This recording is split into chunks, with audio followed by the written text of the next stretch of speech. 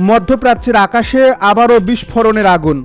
একের পর এক ক্ষেপণাস্ত্র, ড্রোন হামলা, সামরিক পাল্টা অভিযানের মাঝেই সামনে এসেছে এমন একটি খবর যা নতুন করে বাড়িয়ে দিয়েছে বৈশ্বিক উদ্বেগ। যুদ্ধক্ষেত্রে সরাসরি হামলায় নয়, বরং একটি উদ্ধার ও নিরাপত্তা অভিযানের সময় প্রাণ হারিয়েছেন একজন মার্কিন সেনা সদস্য।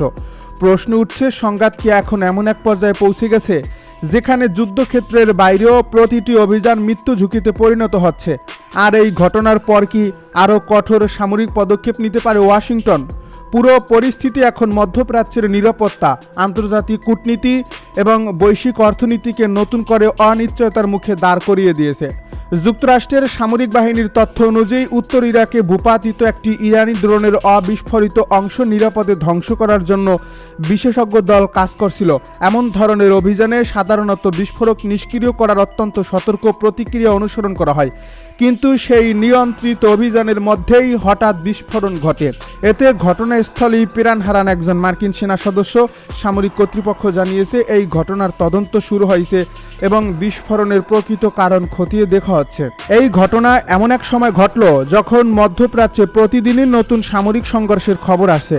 মাত্র একদিন আগেই জর্ডানে অবস্থিত একটি মার্কিন সামরিক স্থাপনায় হামলার ঘটনায় 2 মার্কিন সেনা নিহত হওয়ার কথা জানানো হয়। সেই হামলার পর একজন সেনাকে নিখোঁজ ঘোষণা করা হয়েছিল। পরে মার্কিন কর্তৃপক্ষ জানায় উদ্ধার হওয়া দেহাবশেষ সম্ভবত ওই নিখোঁজ সেনার। যদিও আনুষ্ঠানিক শনাক্তকরণের প্রক্রিয়া সম্পন্ন হওয়ার আগ পর্যন্ত বিষয়টি চূড়ান্তভাবে নিশ্চিত করা হয়নি। টানা কয়েক দিনের ঘটনা প্রবাহে স্পষ্ট হচ্ছে, সংঘাত এখন আরও বিচ্ছিন্ন হামলার মধ্যে সীমাবদ্ধ নেই। প্রতিটি নতুন আঘাতের পর পাল্টা সামরিক পদক্ষেপ নেওয়া হচ্ছে, যার ফলে পুরো অঞ্চল ক্রমেই আরও অস্থিতিশীল হয়ে উঠছে। ওয়াশিংটনের দাবি করছে তারা ইরানের সামরিক সক্ষমতা দুর্বল করা এবং আঞ্চলিক নৌপথের নিরাপত্তা নিশ্চিত করার লক্ষ্যেই অভিযান পরিচালনা করছে। অন্যদিকে তেহরান অভিযোগ করেছে যুক্তরাষ্ট্রের এই হামলায় তাদের গুরুত্বপূর্ণ অবকাঠামো এবং সামরিক স্থাপনা ক্ষতিগ্রস্ত হয়েছে। যুদ্ধের এই উত্তেজনার মধ্যেই ইরানের বিভিন্ন এলাকায় নতুন হামলার খবর প্রকাশ করেছে দেশটির গণমাধ্যম। প্রতিবেদনে আরও দাবি করা হয়েছে দক্ষিণ পশ্চিমাঞ্চলের একটি নির্মাণাধীন পারমাণবিক বিদ্যুৎ কেন্দ্র এবং কৌশলগতভাবে গুরুত্বপূর্ণ কেশম দ্বীপের আশপাশে রাতের বেলায় হামলা চালানো হয়েছে। তবে এসব দাবি স্বাধীনভাবে যাচাই করা সম্ভব হয়নি। এদিকে আন্তর্জাতিক পরমাণু শক্তি সংস্থা জানিয়েছে এই আলোচনায় থাকা বিদ্যুৎ কেন্দ্রটি এখনও নির্মাণাধীন এবং সেখানে কার্যকর কোনো পারমাণবিক উপাদান সংরক্ষণ করা হয়নি। তবুও পারমাণবিক অবকাঠামোর আশপাশ সামরিক অভিযান পরিচালনার খবর আন্তর্জাতিক মহলে উদ্বেগ বাড়িয়েছে। কারণ এ ধরনের স্থাপনার নিরাপত্তা নিয়ে সামান্য ভুল হিসাবও বড় ধরনের আঞ্চলিক সংকট তৈরি করতে পারে। শুধু ইরাক বা ইরান নয়, উত্তেজনার প্রভাব ছড়িয়ে পড়ছে প্রতিবেশী দেশগুলোতেও। জর্ডানের সামরিক বাহিনী জানিয়েছে ইরান থেকে ছোড়া একাধিক ক্ষেপণাস্ত্র তাদের আকাশসীমা অতিক্রমের চেষ্টা করলে সেগুলো প্রতিহত করা হয়। একটি ক্ষেপণাস্ত্র জনবসতিহীন এলাকায় পড়লেও বড় ধরনের ক্ষয়ক্ষতির খবর পাওয়া যায়নি।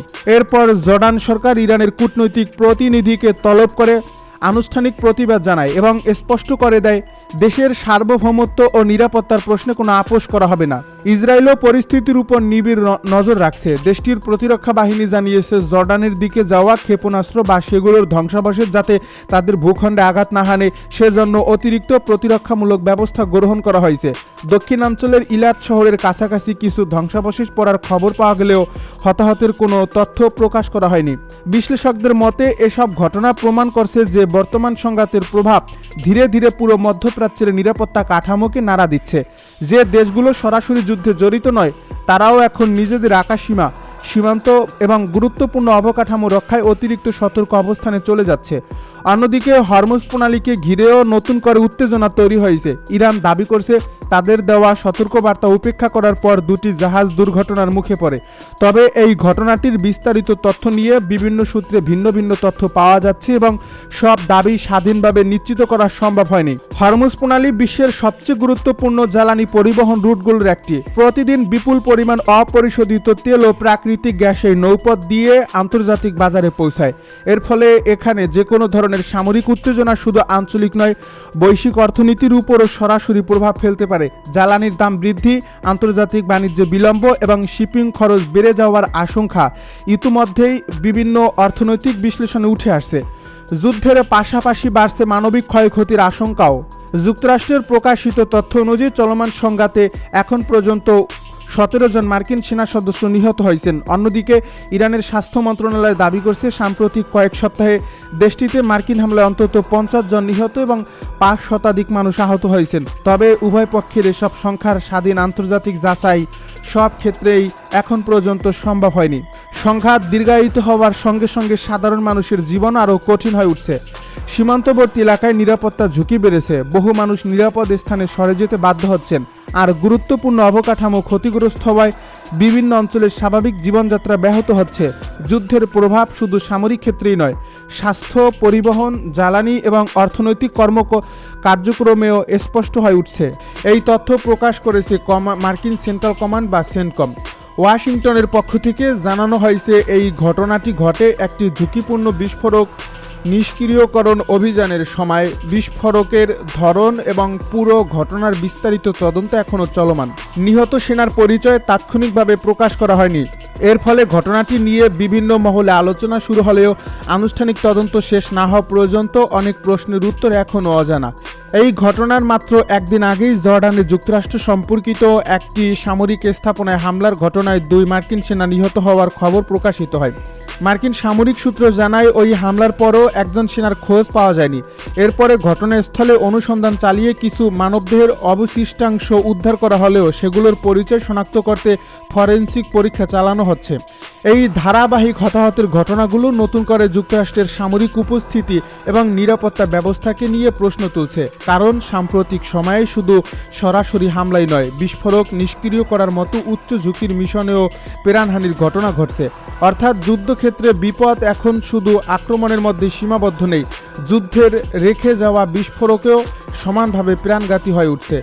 বিশ্লেষকদের মতে আধুনিক যুদ্ধের একটি বড় বৈশিষ্ট্য হলো কম খরচের কিন্তু কার্যকর প্রযুক্তি ব্যবহার। ড্রোন, লয়টারিং মিউনিশন এবং দূরপাল্লার ক্ষেপণাস্ত্র এখন প্রচলিত যুদ্ধের ধরন বদলে দিয়েছে। ইরান দীর্ঘদিন ধরেই বিভিন্ন ধরনের ড্রোন প্রযুক্তির উন্নয়নের বিনিয়োগ করছে। বিশেষ করে শাহেদ সিরিজের ড্রোন আন্তর্জাতিক অঙ্গনে ব্যাপক আলোচনার জন্ম দিয়েছে। তবে এই ধরনের ড্রোন ব্যবহারের কার্যকারিতা এবং সেগুলোর মাধ্যমে ঠিক কতটা সামরিক সাফল্য অর্জিত হয়েছে তা নিয়ে বিভিন্ন পক্ষের ভিন্ন ভিন্ন দাবি রয়েছে। যুদ্ধক্ষেত্রে প্রতিটি হামলার প্রকৃত ক্ষয়ক্ষতি স্বাধীনভাবে যাচাই করা সব সময় সম্ভব হয় নাই। তাই কোনো পক্ষের দাবি সরাসরি নিশ্চিত সত্য হিসাবে গ্রহণ করা কঠিন। অন্যদিকে যুক্তরাষ্ট্রের জন্য বড় চ্যালেঞ্জ হয়ে দাঁড়িয়েছে বিস্তীর্ণ অঞ্চল জুড়ে ছড়িয়ে থাকা তাদের সামরিক ঘাঁটি এবং সদস্যদের নিরাপত্তা নিশ্চিত করা। ইরাক, সিরিয়া, জর্ডান, কুয়েত এবং উপসাগরীয় অঞ্চলে যুক্তরাষ্ট্রের বিভিন্ন সামরিক স্থাপনা রয়েছে। প্রতিটি স্থাপনায় আলাদা নিরাপত্তা ব্যবস্থা থাকলেও সংঘাত যত বিস্তৃত হচ্ছে ঝুঁকিও ততই বাড়ছে। সামরিক বিশ্লেষকদের একাংশ বলছেন বর্তমান সংঘাতে প্রচলিত যুদ্ধের পাশাপাশি অসম যুদ্ধ কৌশলও গুরুত্বপূর্ণ ভূমিকা রাখছে। ছোট আকারের ড্রোন, রকেট, বিস্ফোরক এবং দ্রুত হামলার কৌশল অনেক সময় বড় সামরিক শক্তিকেও কঠিন পরিস্থিতিতে ফেলতে পারে।